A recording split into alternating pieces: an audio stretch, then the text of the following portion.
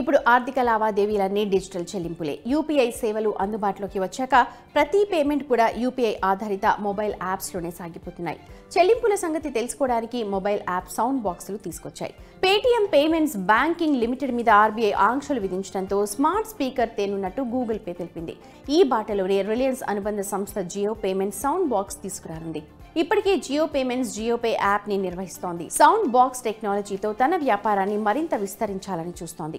మొదట జైపూర్, ఇందోర్, లక్నో వంటి టైర్ 2 నగరాలు రిలయన్స్ గ్రూప్ కు చెందిన రీటైల్ స్టోర్లలో పరీక్షించనున్నారు. తర్వాత అన్ని రిలయన్స్ రీటైల్ స్టోర్లలో వీటిని పరీక్షించనున్నారు. 2 దశల్లో జియో పేమెంట్స్ నిర్వహించనున్న పైలట్ ప్రాజెక్టులు విజయవంతమైతే పూర్తి స్థాయిలో ఈ సేవలు అందుబాటులోకి రానున్నాయి. ప్రస్తుతం సౌండ్ బాక్స్ విభాగంలో ఉన్న ఫోన్ పే, పేటీఎంలు తమ హవా కొనసాగిస్తున్నాయి. భారత్ పే ఇప్పటికే సౌండ్ బాక్స్ విభాగంలోకి ప్రవేశించింది. ఇటీవల గూగుల్ పే కూడా ఈ విభాగంలో ప్రవేశించనున్నట్టు వెల్లడించిన విషయం తెలిసిందే. ఇప్పుడు జియో కూడా ఈ విభాగంలో ఎంట్రీకి సిద్ధమవుతోంది. పేటీఎంపై ఆంక్షల నేపథ్యంలో వ్యూహాత్మకంగా జియో ఈ నిర్ణయం తీసుకుందని మార్కెట్ వర్గాలు భావిస్తున్నాయి. సౌండ్ బాక్స్ను తొలుత తక్కువ ఛార్జ్కే తీసుకురానుందని తెలుస్తోంది. దీంతో ఈ విభాగంలోని ఇతర సంస్థలకు జియో పేమెంట్స్ గట్టి పోటీ ఇవ్వనుంది. ప్రస్తుతం పేటీఎం ఈ సౌండ్ బాక్స్ని ₹1కే అందిస్తోంది.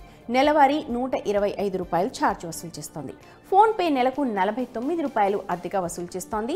20 మిలియన్లకు పైగా భారతీయ వ్యాపారులు సౌండ్ బాక్స్లను ఉపయోగిస్తున్నారు. పేటీఎం మార్కెట్లో ముందుంది. ఫోన్ పే 2వ స్థానంలో ఉంది.